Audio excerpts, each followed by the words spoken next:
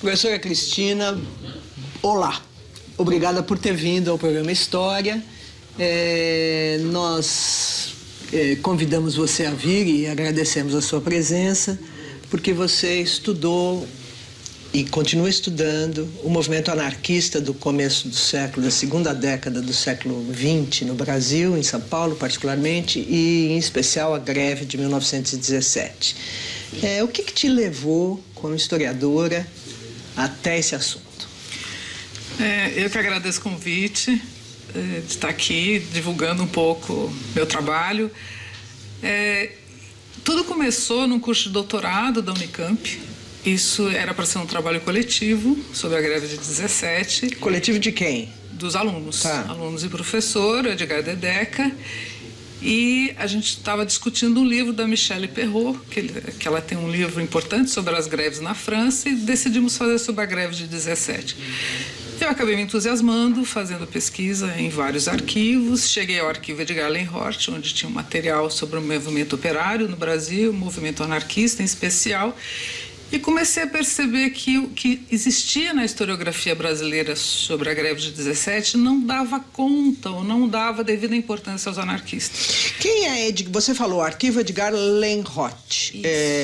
Que arquivo é esse e quem é Edgar Lenhort? Rapidamente. Edgar Lenhort foi um militante anarquista, um jornalista importante durante a Primeira República, publicou vários jornais, escreveu vários artigos, e ele dá nome ao arquivo Edgar Lenhort, que está sediado na Unicamp. E esse arquivo é um arquivo que contém, entre outros materiais preciosos, um material coletado pelo próprio Edgar Lenhort durante os 80 anos, mais de 80 anos que ele viveu. Então no movimento, em relação ao anarquismo paulista do começo da Primeira República, o Edgar, o arquivo Edgar Lenhort, tanto fala de um personagem central dos acontecimentos, quanto também tem documentos e materiais a respeito dos acontecimentos, é isso? Sim, é um artigo bastante precioso que vale a pena ser conhecido. Tá bom. E isso foi comprado pela Unicamp, está disponível para quaisquer pesquisadores. Inclusive, muita coisa já está online. Tá ok, muito bem. Então, foi nesse arquivo que você foi buscar as suas primeiras... As fontes primárias, documentação especial nos jornais, para entender um pouco qual era a presença dos anarquistas nessa greve, que até então a historiografia existente sobre a greve geral de 1917, no meu entendimento, não dava devida importância. Por isso eu chamei essa greve de greve geral anarquista, gerou é polêmico, porque muitos não acham que é uma greve anarquista, mas eu acho que sim, porque sem a presença dos anarquistas, na minha pesquisa eu mostro ela muito possivelmente não teria existido, ou a dimensão que teve. Quando você fala em greve geral, vamos caracterizar o que era a greve geral, o que? De operários, na cidade de São Paulo, no estado de São Paulo, conta o que foi a greve desse ponto de vista, vamos dizer assim, da materialidade dela, se é que uma greve tem materialidade. A greve geral, na concepção anarquista, é uma espécie de ginástica revolucionária. É um ensaio de revolução. E essa greve, ela foi, diferentemente do que muitos historiadores concebem, que foi uma greve espontânea, eu discordo disso. Foi uma greve preparada. Foi uma greve que se inicia em greves no mês de maio, junho, devido às degradantes condições de vida e de trabalho, e ela foi ganhando fôlego para se transformar numa greve geral. Então é uma greve anunciada, uma greve preparada, uma greve orientada. Então a greve não foi espontânea como querem alguns. Então ele tem esse veio anarquista na preparação da greve. Mas o que é uma preparação anarquista para uma greve? No que ela é diferente de qualquer outra greve? Porque uma greve trata-se de não trabalhar, não é isso? Isso. Mas você tem que ter todo um preparo para você enfrentar o não trabalhar, em especial na Primeira República, em que a questão operária era vista não como uma questão social. E o que a greve traz como como grande contribuição que, a partir dessa greve geral de 1917, a questão operária passa a ser considerada uma questão social. Então, isso foi um ganho extraordinário para o movimento operário e para o operariado em si. O que era o operariado paulista? Nós estamos falando, afinal, de São Paulo capital ou de São Paulo estado ou de mais ou de outros estados também? Essa greve, a greve geral começa em São Paulo, na capital, ela se espalha para o interior. Ela também acontece no Rio de Janeiro. A ideia era uma greve para mobilizar o país como um todo. Então, em vários estados do país, a greve teve ressonância. E era uma greve de fábricas? Uma greve operária de fábricas. Ela começa com greves parciais nas fábricas, se transforma numa greve que paralisa São Paulo. Transporte, comércio, indústria. Então ela sai do âmbito da fábrica. Sai do âmbito do operariado. Do operariado. E ela ganha uma dimensão de greve geral porque paralisa vários serviços no estado. Qual era a dimensão da indústria em São Paulo nesse momento? Nós estamos falando de 1917. Então, vamos dizer, a indústria, segunda metade dos 10. Você tinha a indústria têxtil, era uma indústria forte, né? E as greves começam principalmente nas indústrias têxtil, nas grandes indústrias têxteis. Os cotonifícios. Os cotonifícios, especial no cotonifício Crespi, quando ela começa a ser deflagrada, as greves mais localizadas. Depois você tem a indústria de bebidas, né? A Antártica já era uma indústria potente na época. Eram indústrias ainda bastante incipientes em termos de maquinário e que utilizavam muito da mão de obra, de jornada de trabalho bastante extensiva, com o uso da mão de obra feminina e o uso da mão de obra infantil. Então, foi a partir... Na indústria de bebida ou mais na indústria de... Em todas as indústrias, em especial na têxtil. A têxtil utilizava muita mão de obra infantil. Que você não tinha uma regulação do mercado de trabalho, não havia regulamentos. Havia um código sanitário que previa as formas de instalação das fábricas e uma ou outra restrição. E o movimento anarquista mobilizou as crianças? Ele começa sensibilizando a sociedade paulistana sobre o trabalho infantil. E ele ganha a adesão, como que ele fez isso? A adesão do jornalismo. Do jornalismo, um jornalismo mais progressista, né, que é um grupo de jornalistas que começa a ir nas portas de fábricas e flagrar, em especial de madrugada, as crianças saindo da fábrica. Crianças, você está dizendo de pessoas de que idade? 6, 8, 10 anos. Sim, crianças, muito crianças. Muito crianças, né? Não, nem sequer adolescentes. Então você tinha... Que faziam o que na fábrica? Faziam diversas atividades, né? Em especial na indústria têxtil. Coletavam algodão, enfim. Tinha muito uso da mão de obra infantil, porque é uma mão de obra muito barata.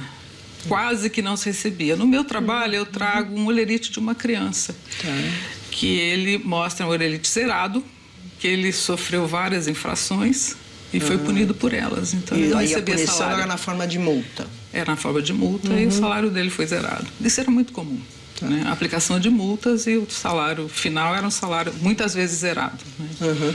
Então, os anarquistas começaram a sensibilizar a população paulistana, em especial. Por meio da imprensa. Por meio da imprensa. Que imprensa? Imprensa própria? A imprensa própria. O que dos você militantes? Tinha, não só, principalmente da militância, né? Os jornais anarquistas da época. Né? O Edgar Lenhort funda um jornal em junho, chamado A Plebe. Junho de 1917. Funda esse jornal para justamente, no calor dos movimentos grevistas, maio, junho, ele funda esse movimento e ele conclama a população para a greve geral, nessa perspectiva anarquista. E a questão do trabalho infantil começou a sensibilizar, porque os anarquistas começaram a perceber que ali eles tinham um mote para sensibilizar os pais. Por que as crianças eram empregadas? Por que as mulheres eram empregadas? Porque eles ganhavam muito mal e eles não reivindicavam melhores condições de trabalho. Nesse caso, as mulheres eram... Você está colocando elas tão tuteladas quanto as crianças? No caso das fábricas, sim. Né? E os anarquistas buscavam essa sensibilização dos operários masculinos para que as mulheres e as crianças fossem para a escola e as mulheres tivessem outras condições de trabalho, enfim. Tá bom. E elas foram pessoas fundamentais no decorrer da greve. Tá bom, as mulheres. As mulheres. Tá. E quantas pessoas eram esses operários? De que tamanho nós estamos falando? De uma classe operária de que dimensão? Em torno de... os grevistas que foram conseguir computar foram em torno de 100 mil trabalhadores, numa população de 500 mil habitantes de São Paulo na época. Tá. Então, os grevistas de um modo geral, porque inclui indústria, comércio, transporte, quando a greve parou. Tá 100 bom. mil trabalhadores pararam. Tá bom. E como você já mais de uma vez falou na greve anarquista. O que é a gente já falou uma vez, vou perguntar de novo. O que caracteriza uma greve anarquista? Porque, vou repetir, uma greve não é parar de trabalhar? Sim, mas o fazer a greve, você tem várias maneiras de mobilizar os trabalhadores para a greve. Tá. Ou você tem uma liderança partidária, um partido que está à frente do movimento. Ou você tem um sindicato que está à frente desse movimento. No caso da greve geral de 1917, você não tinha nem partido, nem sindicato sensibilizando os trabalhadores para a greve. Mas não tinha uma frente operária de São Paulo? O que era essa frente? Não, o que aconteceu é que no calor da greve se formou um chamado Comitê de Defesa Proletária para orientar o movimento. Ele era formado principalmente de anarquistas e também de socialistas. Anarquistas e socialistas, eles se degladiavam no início do século, buscando espaço entre o operariado. A esquerda era, então, feita de anarquistas e de socialistas, hein? Nesse momento, sim, porque o Partido Comunista, ele vem depois disso. Ele vem em 1922. E Mas você falou, desculpe, só aproveitando, você distingue no seu livro anarco-sindicalistas e anarco-comunistas. Porque o anarquismo são vários. E os socialistas, então. Isso. Os socialistas não são anarquistas. Sim, o socialista perfeito, acabou fundando seu partido socialista, tinha o seu quinhão de operários que o acompanhavam, mas você tinha uma grande mobilização por parte dos anarquistas que, neste momento, em São Paulo, tinha duas vertentes, uma mais sindicalista e uma mais anarco-comunista. A sindicalista tinha um espírito mais revolucionário. Tá. Os dois tinham espírito revolucionário, mas o sindicalista achava que o sindicato teria um papel importante nessa mobilização. Os anarcos comunistas já divergiam um pouco. O Edgar estava onde? Edgar era considerado anarco-sindicalista. Tá bom. Tá? Ele acha que o sindicato tinha um papel importante no sentido de mobilizar os trabalhadores. E os anarcos comunistas eram uma outra vertente, mas que ambos se uniram e se juntaram aos socialistas nesse momento para conseguir resolver as suas divergências internas, uniram forças para mobilizar os trabalhadores para a greve. Então, acho que isso foi um exercício importante de tolerância ideológica nesse momento. E é anarquista porque essa greve tem uma série de peculiaridades. Uma delas é que a forma de organização foi por bairros. Os trabalhadores começaram a formar comitês de bairro, ligas de bairros. Isso é característico do anarquismo? Essa forma de orientação de organização, sim. É a organização em núcleos pequenos. Tá, e de baixo. Então, onde tinha fábrica... Da base. Isso, onde tinha fábrica, eles orientaram as pessoas a se agruparem. E ali vários sindicatos de ofício estavam juntos, mas em ligas de bairro. E essas ligas de bairros organizadas que vão depois, durante a greve, formar. Deles saíram a liderança para o Comitê de Defesa Proletária. E essas ligas de bairro são, vamos dizer, organizadas ou pelo menos orientadas pelo movimento anarquista. São uma ideia dos anarquistas. É uma ideia anarquista. Nesse sentido... De organização para a luta. Tá, nesse sentido é que você diz que... Você disse no começo que a greve foi preparada, a greve não teria existido se não fossem os anarquistas, é isso? Que tem todo esse preparo para a greve geral. As greves parciais se juntam no movimento quando morre o primeiro trabalhador. Foi o sinal de início de vida do movimento operário. Então, peraí que morreu alguém, né? A gente estava a gente estava ainda defendendo as crianças. A criança foi um mote para sensibilizar os trabalhadores. É preciso reagir. E aí os trabalhadores começam a reagir em fábricas isoladas, em alguns bairros. Fazendo greves parciais. Só que nesse momento, a solução de conflitos entre patrões e operários era chamado caso de polícia. Ele chamava a força policial para reprimir os movimentos. Sim. E numa dessas mobilizações, um operário foi ferido e morto.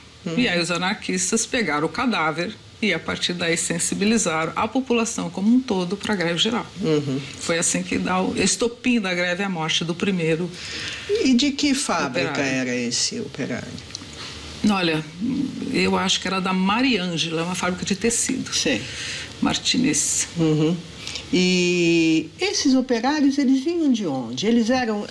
O movimento anarquista é visto como capitaneado por estrangeiros, não é isso? Italianos, espanhóis, é o que a gente tem no centro comum, né? Você tem nessa militância de 1917, você tinha alguns italianos, Gigi Damiani, você tinha espanhóis, você tinha portugueses. Mas chegados quando? Porque a grande onda... no final do século XIX. Mas eles 20 anos atrás, vamos dizer, ou 15 anos atrás, eles já eram anarquistas? Eles já eram anarquistas. Alguns se fizeram anarquistas no Brasil. Esses militantes em 17 tinham em torno de 40 anos. Eles já estavam militando há mais ou menos 20 anos no Brasil. Então, esse operariado já estava imbuído de anarquismo. Né? Porque, na minha concepção, era a corrente mais forte junto ao operariado. O movimento anarquista e o movimento operário, nas duas primeiras décadas do século XX, elas se entrelaçam. Então, esses operários já tinham toda uma militância anarquista de vários movimentos anteriores, várias greves anteriores. 1907, pela Jornada de 8 Horas, 1913. E 17 é uma culminância de um processo de mobilização que vem sendo feito pelos anarquistas. Que você diz começou, então, quando? Em 1908? Uma greve parcial em 1907 foi uma greve importante, pela jornada de 8 horas. De 8 horas, eu confundi 7 com 8. E a jornada, então, o que era a regulamentação do trabalho? Não existia regulamentação do trabalho. Porque as existia leis... um código sanitário que orientava, mas que não era respeitado.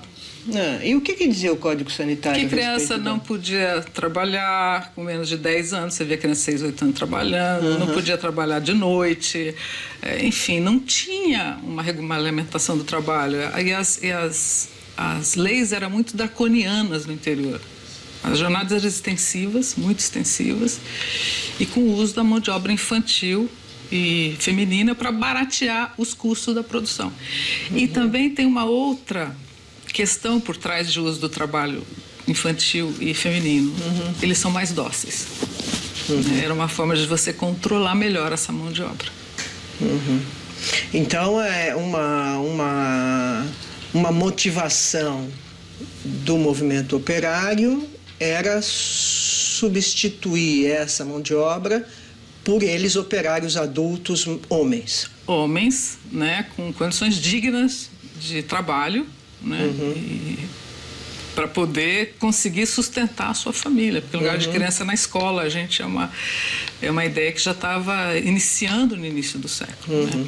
E tem uma outra questão também, que essa sensibilização em relação ao trabalho infantil né, começa a ganhar corpo, porque se começa a pensar o que será das futuras gerações nesse país, se a gente não cuidar das nossas crianças. Então, era uma questão que começa a vir à tona naquele momento. Precisamos cuidar das nossas crianças. Se bem que alfabetizar já é uma questão da República, né? A proclamação da República é um chamado à alfabetização. De um projeto de cidadania para todos. Né? Mas isso aí demorou bastante tempo. Mas, de toda forma, quer dizer, não foi inventado não é um anseio que nasce ali na sociedade, né? Ela já tem isso já vem um projeto republicano, né? Para o país. Então, e você me disse que Edgar Lenhodt era um republicano. Edgar Lenhodt, ele inicialmente se encantou com o republicanismo. Né? Ele fundou um primeiro jornal, ainda ainda acreditando na possibilidade do republicanismo, foi se tornando descontente, flertou com o socialismo e acabou se definindo como anarquista e morreu anarquista. Ele morreu quando? Ele morreu em 60... Não, mas na década de 60, depois do golpe. 60, depois do golpe. Ele morreu, se não me engano, em 68. Agora me foge, mas ele morreu depois do golpe. Agora, uma marca importante do seu trabalho é o desdobramento, né? Que você também estudou o desdobramento da greve de 17, não é isso? Estudei. Cristina, então? Na realidade, no meu trabalho, eu conto um pouco, narro o que foram esses acontecimentos, um pouco o dia a dia da greve, como é que depois mostro como ela se construiu e os desdobramentos dela. Os desdobramentos dela é muitíssimo interessante porque você tem um apoio da imprensa no fazer da greve, né? Porque as condições durante a greve, as condições de trabalho e de vida eram muito difíceis, muito aviltantes, né? Então tem uma simpatia da imprensa. Tem uma simpatia da imprensa mesmo pela da imprensa questão... não anarquista. Não, a grande imprensa, o Correio Paulistano não, porque era um jornal do governo. Aquele não se posicionava a favor da greve, mas o próprio Estado de São Paulo, um jornal liberal, chamava a atenção das autoridades para as degradantes condições de vida e de trabalho, que a população ia se rebelar contra isso. E a gente está vivendo a Primeira Guerra Mundial e seus reflexos no Brasil, quer dizer, as coisas estão muito caras, inflação alta, desemprego, etc. E o desdobramento dela é que, após a greve, começa todo uma agitação por parte do governo de São Paulo que não conseguiu controlar o movimento, porque você tem um trabalho de como resolver esse conflito. Os trabalhadores em greve, com a orientação de anarquistas e um governo tendo que dar respostas às reivindicações dos trabalhadores para finalizar a greve. Então, houve a intermediação no comitê de imprensa, porque os anarquistas não se sentavam numa mesa para negociar com o governo sem intermediação da imprensa. Quem sentava nesse comitê de imprensa? É interessante porque, embora você tenha dito que isso nunca depois aconteceu, isso acontece, na verdade, eu acho que com frequência, porque frequentemente no episódio policial, hoje a imprensa é chamada, os repórteres são chamados a fazer a intermediação. Sim, mas isso foi um exercício que mas em 1917 devia ser completamente novo. É novo, era original. Então, era a primeira vez que um comitê de imprensa de jornalistas de vários jornais. Então, por exemplo... Porque o que você tem nessa época, né, que os meios de comunicação, a imprensa era um forte meio de comunicação. Você tinha jornais de várias tendências. Você tinha os jornais pró-governo, como o Correio Paulistano, que era um jornal do PRP, do Partido Republicano Paulista. Você tinha o Estadão, que você tinha essa linha liberal desde sempre, né, como grandes jornais. E você tinha outros jornais, como o Combate, como a Capital, enfim, vários outros jornais. Então, jornalistas de vários jornais, eles se propuseram a intermediar o conflito. Sentaram na mesa de negociação, que era uma exigência desse Comitê de Defesa Proletária para iniciar as negociações. Porque eles sabiam que se eles se apresentassem, eles seriam pegos e presos. Tá bom. Então é só a imprensa e o comitê, o comitê operário. Intermediava junto com o governo. E aí a imprensa ia no governo e dizia, é assim Eles ou é sentaram assado? na mesa de negociação para como resolver a questão. E como resolveu? Resolveu que várias das medidas solicitadas pelos grevistas foram, entre aspas, atendidas verbalmente. Né? O movimento estava ganhando uma dimensão extremamente violenta. As mortes continuaram a acontecer. Morreu mais gente do que só aquele oficialmente primeiro. 3 mortes, mas havendo a possibilidade de ter havido um morticínio. Sim. Inclusive, soldados morreram nesse movimento. Né? Porque você tem lá no nosso cemitério algumas lápides em homenagens aos grevistas mortos, e ali são soldados. Então, ganhou uma dimensão violenta muito grande. Quer dizer que houve militares que foram grevistas, é isso que você está dizendo? Não, os militares, no processo de confronto, eles morreram dos dois lados. Tá né? Isso foi dito por um coronel que participou da repressão. Quer dizer, foi ganhando uma dimensão de violência muito grande. Tá bom. Né? Oficialmente são 3 mortos. Tá bom. Né? Tá Mas várias pesquisas, e eu aponto isso no meu livro, em especial de um jornal italiano chamado Fanfula, que na época você tinha jornais de várias línguas, né? Mostra que houve um morticínio. E os anarquistas muito preocupados com o grau de violência que o movimento, o descontrole mesmo, né? do movimento, eles, diante do governo ceder algumas reivindicações, como você tinha um problema muito sério dos alimentos, que os alimentos eram falsificados, era uma das reivindicações, né, de você fazer um controle maior sobre os alimentos. A questão salarial, né, várias reivindicações que foram colocadas que diziam respeito não só aos trabalhadores, mas à população de um modo geral. Isso que galvanizou a simpatia da população como um todo. As reivindicações não eram específicas de relações ao trabalho, mas a condições de vida. Tá bom. Cristina, nós estamos no fim do programa, vamos dizer que a gente tem 2 minutos. Então, o que aconteceu depois? Depois os anarquistas foram presos, pegos, deportados, porque você tem uma militância estrangeira muito forte nesse movimento. Eles foram colocados em navios e ficaram flutuando pelas águas brasileiras, porque nenhum país queria receber os chamados indesejáveis. Né? Isso, a maneira como foi feito esse processo de expulsão foi extremamente arbitrária, né, pelo governo do Altino Arantes. Isso gerou uma polêmica muito grande. Altino Arantes era governador de São Paulo. Era, na época, chamado presidente de província. É verdade. A presidente de província. E isso abriu uma celeuma muito grande, inclusive na própria imprensa, né, sobre que... Porque para se expulsar estrangeiro, você tem que ter um processo.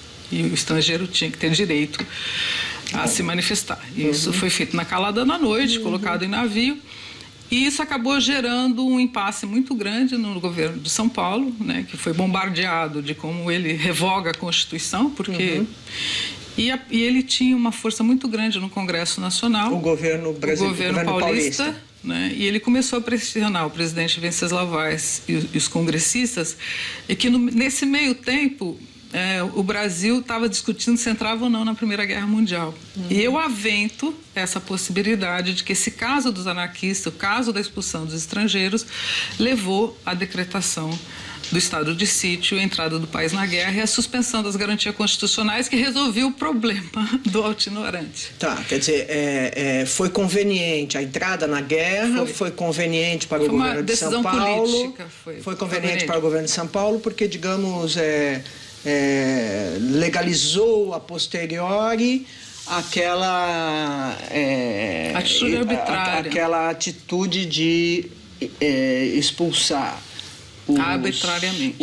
Existia uma lei de expulsão. Existia uma lei de expulsão em vigor. Né? Então, mas a maneira como foi feita. E isso acabou com o movimento anarquista no Brasil? O que aconteceu com o movimento anarquista depois disso? Porque em 1922 nasce o Partido Comunista, e aí ele se torna hegemônico. Ele começa a ganhar força, o movimento. E é curioso no caso do Brasil, porque uma grande parte da militância anarquista que funda o Partido Comunista Brasileiro. Né? Você tem a Revolução de 17 na Rússia, que, de certa forma, acaba sendo um elemento sedutor dos anarquistas para aderir ao comunismo. Né? O Edgar Allan Roth foi um que namorou, inclusive, com esse veio mais socialista da Revolução Russa, mas logo se desencantou. Tem perspectiva libertária do anarquismo, não tem nada a ver com o centralismo democrático dos partidos comunistas. Ele foi se transformando, né? Os anarquistas que aderiram, que fundaram o Partido Comunista Brasileiro, aderiram ao comunismo, né? Aderiram à questão partidária, né? E o anarquismo foi, de certa forma, perdendo a grande força que ele tinha nas 2 primeiras décadas. Mas ele não desapareceu. Tá bom. Cristina, sobre o não desaparecimento do anarquismo, nós vamos ter que conversar uma outra hora. Eu conversei com Cristina Lopreato, autora do Espírito da Revolta, a Greve Geral Anarquista de 1917, um livro editado pela Ana Blume com apoio da FAPESP. Muito obrigada pela entrevista. Obrigada a vocês.